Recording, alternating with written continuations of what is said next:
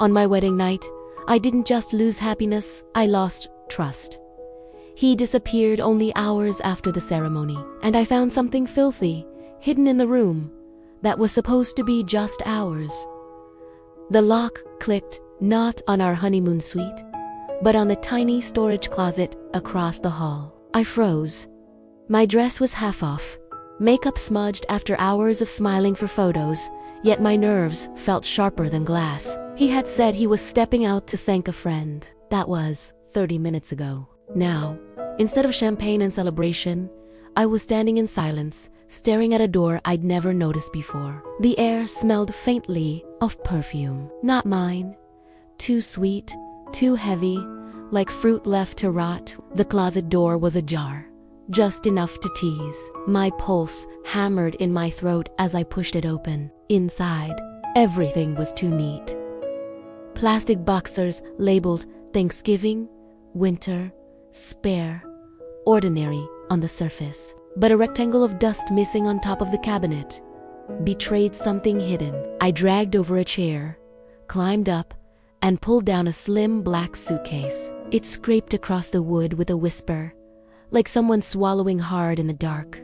The case was locked with a 3-digit code. My hands shook as I spun the dials. Birthdays, anniversaries, jersey numbers, combinations he'd always use. On the third try, the lock snapped open with a soft click. Inside was no money, no jewelry, no trophies of wealth. Just a gray notebook, a cheap burner phone with the battery removed, a blank white keycard, and a stack of folded papers held together with a rubber band. I flipped through the notebook.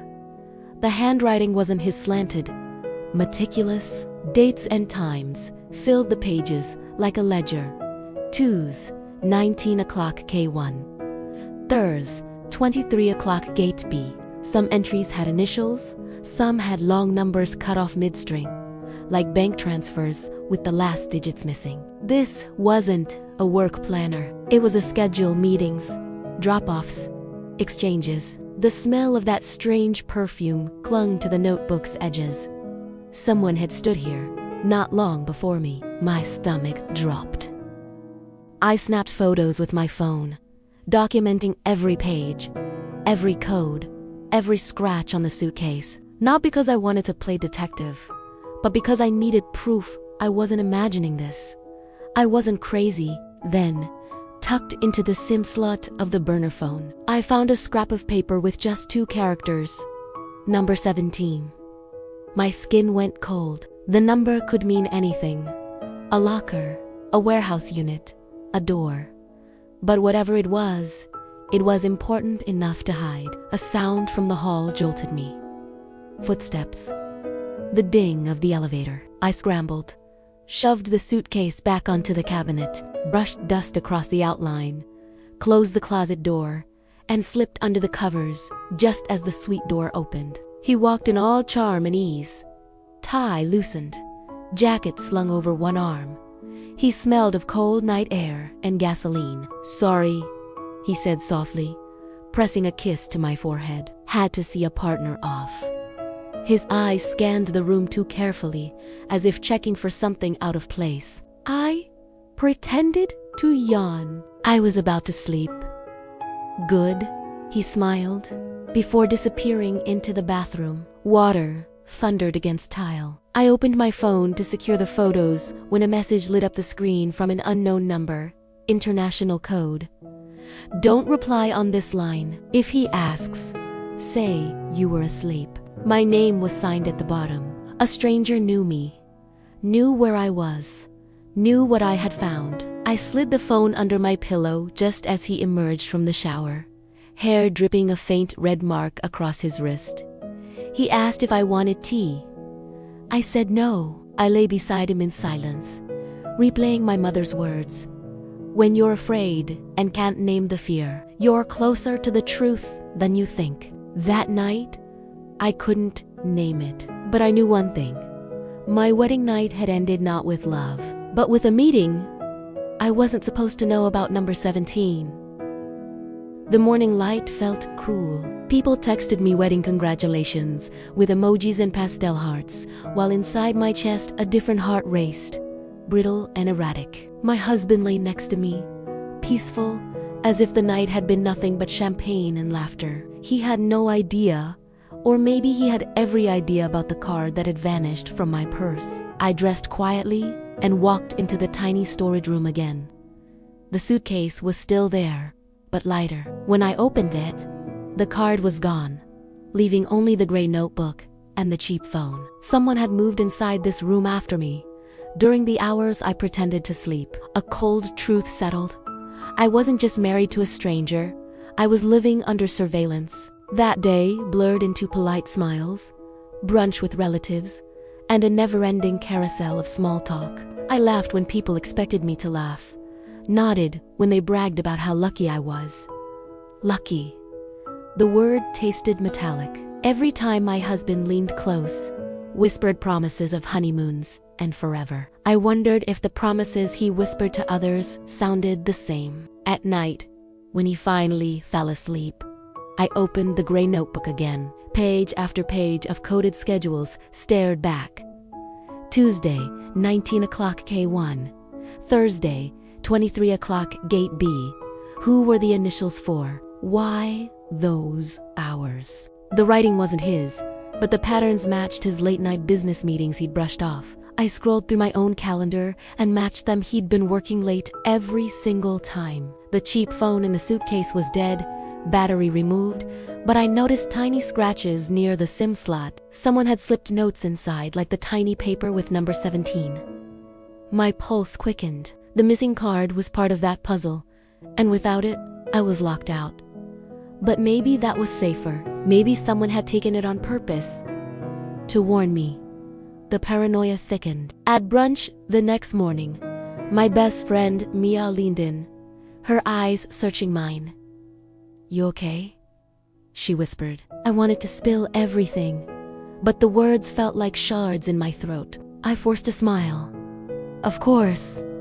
Yet she didn't buy it. That evening, she texted, "Gaslighting is real. If you feel crazy, it's because someone wants you to." I stared at her message for an hour. She didn't know about the notebook, the suitcase, the missing card. Still, she had cut through my silence and named it gas. That word landed like a match in the dark. Suddenly, the memories clicked. The way he dismissed my questions, spun everything back onto me, wrapped deception in sweetness. I wasn't losing my mind. I was being manipulated. So I started writing my own log. Every late night, every lie, every slip of perfume that wasn't mine. I recorded times, dates, screenshots, subtle photos taken with my phone angled just right. I wasn't playing detective. I was safeguarding my sanity. One evening, a week later, I made a choice. While he showered, I slipped the notebook and the burner phone into my tote bag. I walked out of the hotel suite, heart pounding, and found myself in a quiet cafe a few blocks away. Under the low hum of conversations and clinking cups, I opened the notebook again. My eyes caught an entry I hadn't noticed before. Friday, 21:30, number 17. The same number from the tiny slip of paper, the same hour the anonymous message warned me against. I sat frozen, hands trembling over my coffee. Someone wanted me nowhere near that meeting. Someone who knew my name. Someone who knew I had found the suitcase. And then, the cafe door chimed. My husband stepped in. He shouldn't have been there. He was supposed to be at a business dinner across town. But there he was, scanning the room, his eyes narrowing the moment he spotted me. My tote bag lay open beside me, the corner of the gray notebook visible like a wound. I snapped it shut. He smiled, too calm, too measured. "There you are," he sighed softly, sliding into the seat across from me. "Couldn't sleep without you." His hand brushed mine, casual, but his eyes flicked to the bag again. "What are you reading?" My mouth was dry. The lies perched on my tongue felt fragile. "Just wedding thank you notes." He chuckled, like he always did when he wanted to make me feel foolish. So diligent, that's why I married you. His fingers tapped the table, rhythm steady, like a code. Let's go home. I followed, but inside me something snapped.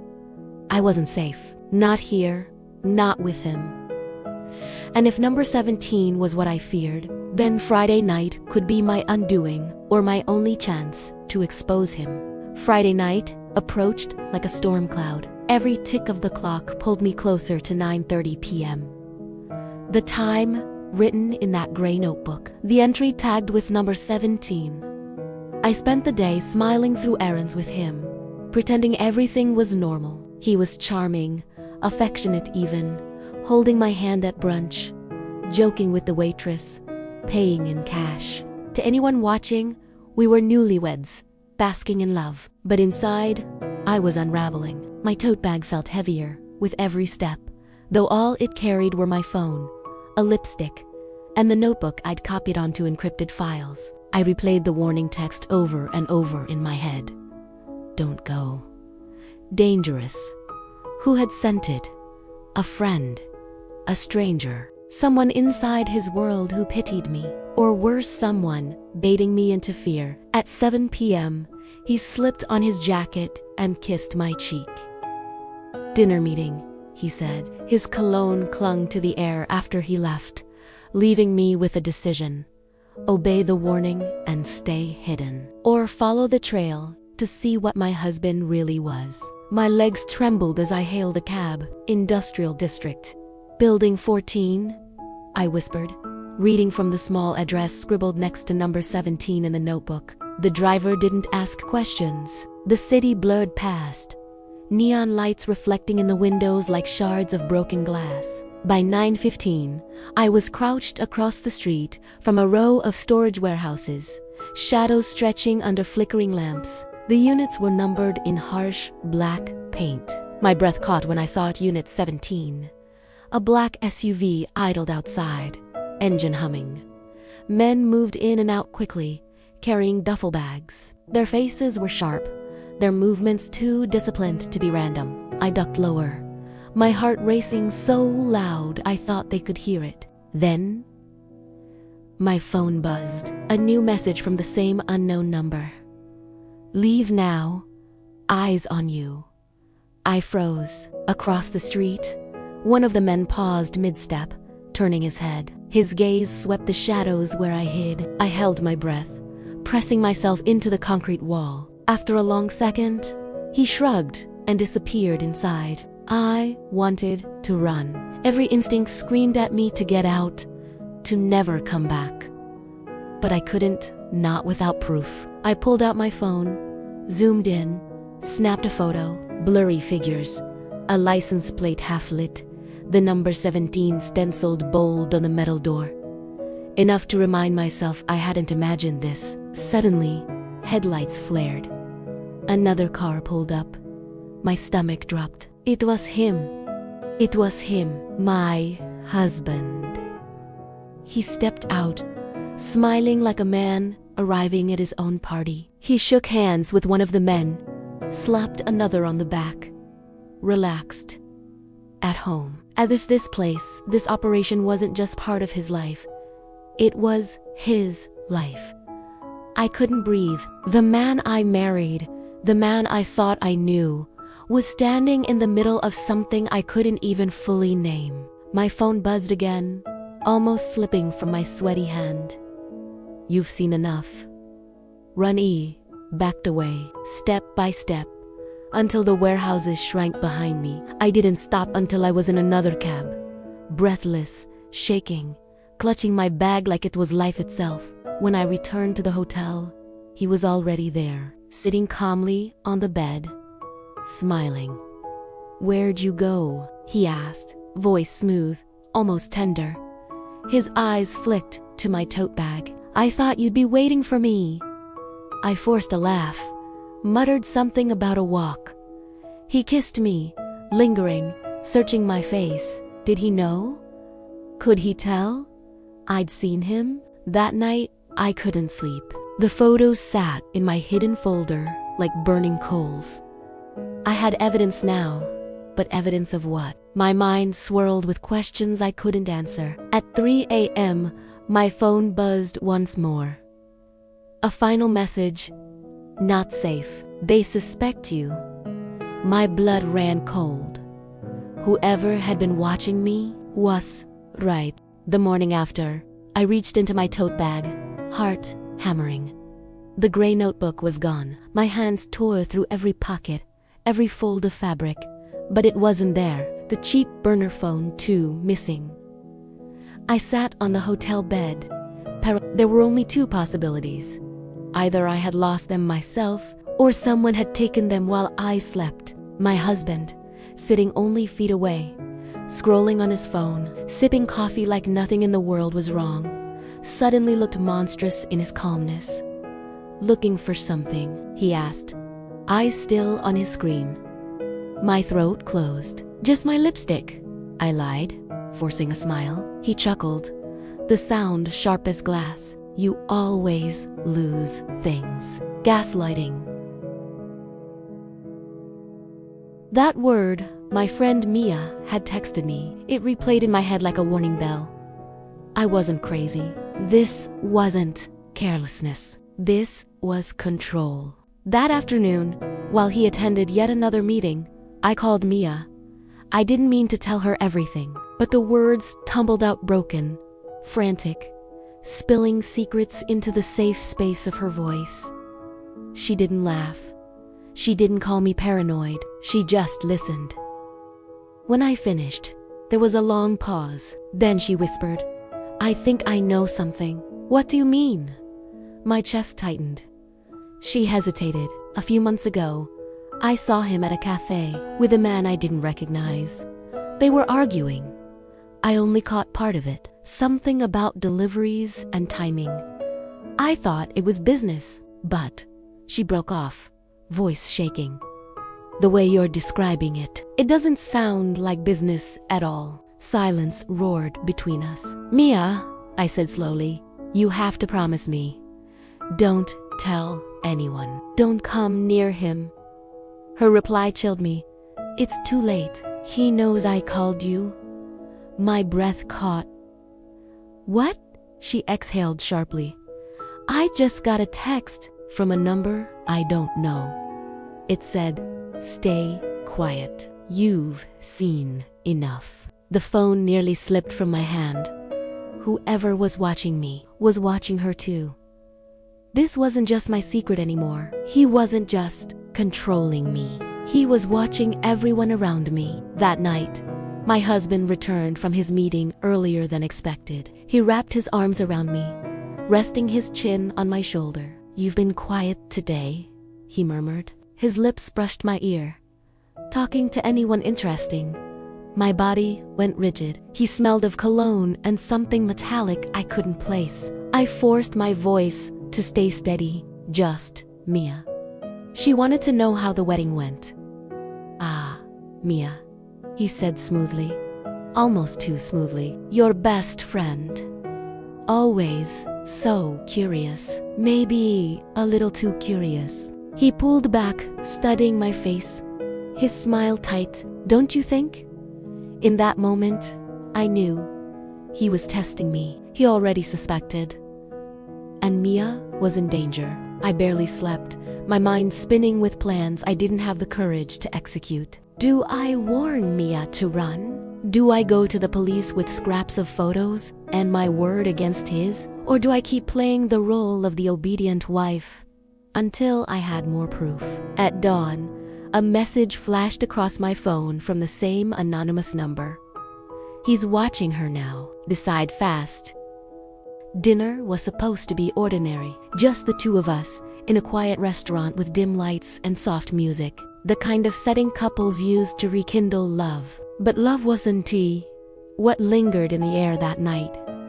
It was suspicion, coiled and silent, like a snake waiting to strike. He poured wine into my glass, his smile perfect, his voice smooth. To us, he said, clinking his glass gently against mine. I raised mine, but didn't drink. My throat was too tight. I kept waiting for the conversation to drift toward his so-called business trips, the late nights, the missing notebook. But he was careful, too. Careful, instead, he asked about trivial things, my favorite dessert, where I wanted to travel someday, even a joke about how my laugh used to embarrass him in college. He was disarming me, softening me. But then it happened. His phone buzzed on the table. He glanced at it, and, for the first time since I'd met him, his mask cracked. Just for a second, but enough. His jaw tightened. His hand clenched the glass too firmly. I saw the flash of irritation, maybe fear, before he forced the smile back into place. "Work?" I asked lightly, trying to sound naive. He chuckled, but it didn't reach his eyes, always. He slid the phone into his pocket. "Don't worry about it." But I did worry, because I had caught a glimpse of the screen. A single number. 17. It wasn't a coincidence. It was never a coincidence. I pressed my fork into the steak, pretending to focus on food, when his gaze suddenly sharpened. "You've been distracted lately," he said, lowering his voice. Not the glowing bride I expected. I forced a laugh. "Wedding fatigue. Everyone says it's normal." His hand reached across the table, resting over mine. To anyone else, it would have looked romantic, but his grip was just a little too tight. "You're not hiding anything from me, are you?" he asked, his tone so soft it was almost a whisper. My heart pounded. Did he know? Was he warning me? I shook my head. "Of course not." He smiled again, letting go, lifting his glass. "Good. I'd hate to think you weren't on my side." For the rest of the meal, he was his usual self-witty, charming, attentive. But the mask never felt more obvious. I couldn't unsee the crack-eyed glimpse, and I couldn't ignore the fact that Mia's name lingered on his tongue a little too long when he asked about her. By the end of dinner, my stomach churned with more than food. I knew the mask would slip again, and when it did, I had to be ready. That night, I checked my phone in secret. Another message waited for me from the unknown number. "He's testing you. He suspects your friend. Don't let him see her." My blood turned to ice. The mask hadn't just slipped. It was about to shatter. He made it sound casual, harmless even. Over breakfast, while buttering toast, he said, "Why don't we invite Mia for lunch today? I'd like to thank her properly for being such a good friend to you." My fork froze halfway to my mouth. Of all people, Mia. The one person who knew too much. The one person he had already hinted at watching. I forced a smile. "She's probably busy." He shrugged, sipping his coffee. "Text her anyway, for me." His tone wasn't a suggestion. It was an order, sugar-coated. My hands shook as I typed out a message to Mia. "Lunch. Please say no. Make up an excuse." Her reply came seconds later. "Can't." He already texted me himself. My stomach dropped. He hadn't just orchestrated this, he had gone around me to ensure it happened. By noon, we were seated in a pristine restaurant downtown. White tablecloths, chandeliers, the kind of place where appearances mattered more than truth. He played the perfect host, charming Mia with compliments, asking about her work, her hobbies, even stories from our college days. To any outsider, it looked like three friends sharing a meal. But under the table, my hand clenched into a fist. Every laugh of his felt rehearsed. Every glance toward Mia lingered just a second too long, as if assessing her, weighing what she knew. At one point, he leaned back, swirling his wine. "You two have been close for years," he said smoothly, almost like sisters. "Must be nice to trust someone that much." His eyes flicked between us, sharp, calculating. After all, trust is everything, isn't it? Mia shifted uncomfortably. I caught her foot, nudging mine beneath the table, a silent signal. "He knows." I jumped in quickly, laughing nervously. Trust goes both ways. That's why marriage works, right? He smirked, raising his glass. Exactly. The rest of the lunch was a blur. My heart pounded in my ears, drowning out his words. Every time Mia answered his questions, I prayed she wouldn't reveal the call we'd shared. I prayed she wouldn't slip. When it was finally over and Mia excused herself, he kissed her cheek politely, smiling like a perfect gentleman. But as she walked away, I saw it the way his eyes hardened, the way his jaw clenched. In the car afterward, he was silent, the air between us heavy. Then, almost too softly, he said, "She seems protective of you. Loyal. Maybe too loyal." I didn't reply. My nails dug into my palms, hidden in my lap. That night, another message came from the unknown number. "She's not safe anymore. If you don't act, neither of you will be." 2 days. That's all it took for the world to tilt. Mia stopped answering. No calls, no texts, no sarcastic late-night memes, no "Are you alive?" check-ins. Her phone went straight to voicemail. Her apartment unanswered. She had vanished, and the silence was louder than any scream. I confronted him at breakfast. My voice trembled as I asked, "Have you heard from Mia?" He set his newspaper down, folded with care. "Why would I? She's your friend, not mine." His tone was light, but his eyes lingered on me too long, daring me to push further. I just thought, maybe. After lunch, he cut me off with a smile that wasn't a smile. "People get busy. Don't overthink it."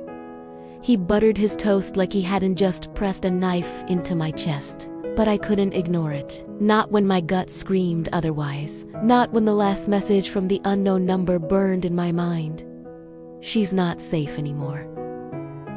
That night, alone in the suite, I searched everything: her socials, her email, even mutual friends. Nothing. It was as if Mia had been erased. Then, a new message pinged my phone. Same number, same cold precision. This is what happens when you wait. Next time, act. My throat tightened. Whoever was texting me knew. They knew she was gone. They wanted me to know it was already too late. The next morning, he handed me a cup of coffee, smiling. "Rough night?" he asked. I could smell the faint trace of cologne mixed with something acrid I couldn't name. "Don't worry. Things have a way of working themselves out." I nearly dropped the cup. My hands shook so badly, I burned my tongue on the sip I forced myself to take. His gaze never left me, watching for cracks in my facade. Later that day, I went to Mia's apartment myself. Her door was locked, her mailbox full. Neighbors shrugged. "Haven't seen her?" I stood there in the hallway, heart pounding, until my phone buzzed again. This time, the message was different. A photo. Grainy, blurred, but unmistakable. Mia's necklista, one I'd given her in Kalish, lying on concrete, beside a pair of black boots. My vision blurred. I couldn't breathe. My fingers shook so violently I almost dropped the phone. Then a final line appeared beneath the image. "You're next if you don't play along." The necklace lay on my pillow like a curse. Silver chain coiled neatly, charm glinting under the bedside lamp. Mia's necklace? The one I had just seen in a grainy photo hours earlier. I froze in the doorway, suitcase still in hand, keys slipping through my fingers. My first thought wasn't how it got there. It was who had put it there. And there was only one answer. From the bathroom, water shut off. A moment later, he stepped out, towel around his neck, steam rolling behind him. He looked at me, then at the necklace, then back again, and he smiled. "Surprise," he said smoothly, like he'd brought me flowers. "Found it in the car, thought it might be yours." My mouth went dry. "It's not mine." "Really?" He tilted his head, eyes glinting. "Strange. I could have sworn I'd seen you wearing it once. Every word was a test, each syllable baiting me into revealing what I knew. My pulse thudded in my ears. "You're mistaken," I whispered. His smile didn't falter. He walked past me, dropped the necklace into the drawer of the nightstand, and closed it with a soft click. "Doesn't matter. Keep it anyway." A gift from me. That night, I lay stiff in bed, eyes wide open, while he breathed evenly beside me. Every sound in the room felt amplified. The hum of the air conditioner, the tick of the clock, the faint scrape of metal when he shifted in his sleep. I couldn't close my eyes, not with that necklace only inches away. By dawn, I had made a decision. I couldn't play along forever. If I did, I'd end up like Mia Erist. I gathered my photos, my encrypted files, every piece of evidence I'd managed to save. I copied them onto a USB drive and slipped it into my wallet. Insurance, proof. Later that day, I received another text from the unknown number. "He's setting a trap tonight. Don't go where he tells you. He wants control." My hands trembled as I read it. 4 weeks, I'd been the one sneaking, observing, documenting. But now it was clear he was onto me. And this time, he wanted me to walk straight into his game. That evening, he dressed in his finest suit, adjusting the cufflinks I had given him as a wedding gift. "Come with me tonight," he said, his tone silky but firm. "There's someone I want you to meet. It's important." I forced a smile. "Where?" He leaned close, brushing a kiss against my cheek. "Unit 17. My heart stopped. The drive to Unit 17 was silent. He kept one hand on the wheel, the other resting casually on the gear shift, humming along to some old song on the radio. To anyone else, we looked like a couple out for a late-night drive. But I knew better. Every streetlight we passed felt like a countdown. My phone buzzed once in my pocket, but I didn't dare check it with him so close. I already knew what it would say.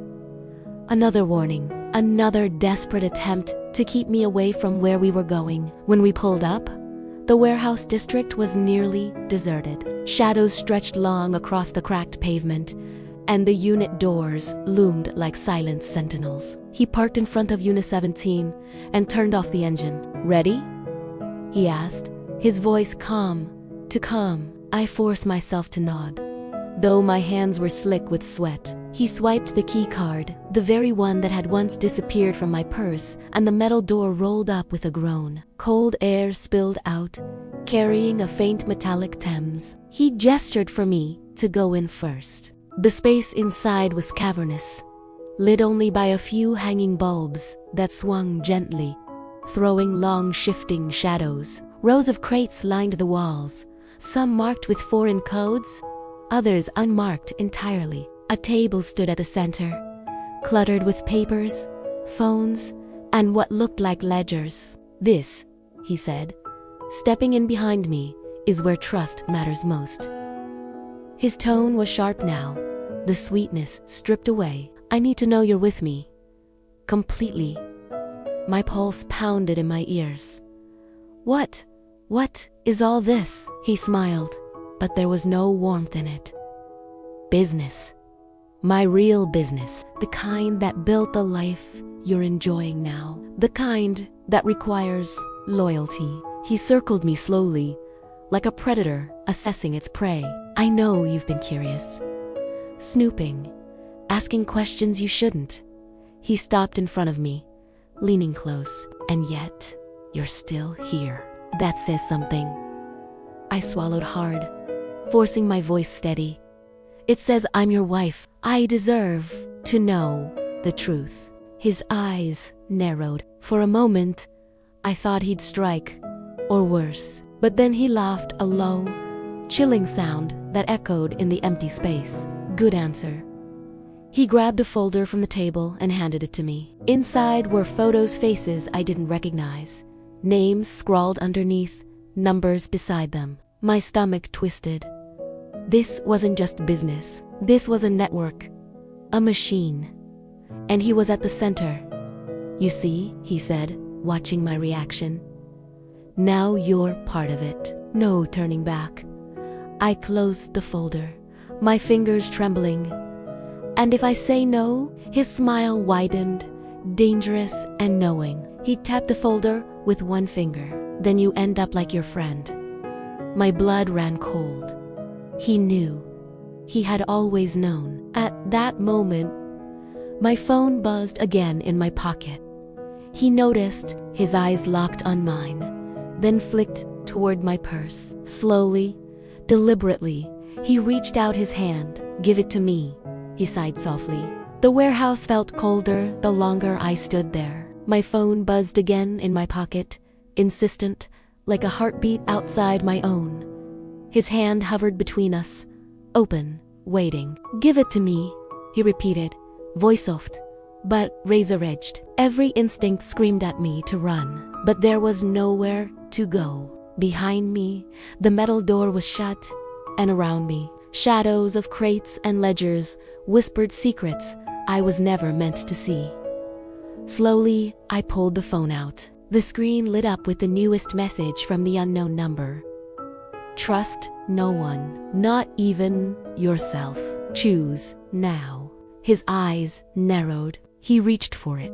But before he could snatch it away, I locked the screen and clutched it to my chest. No, I whispered.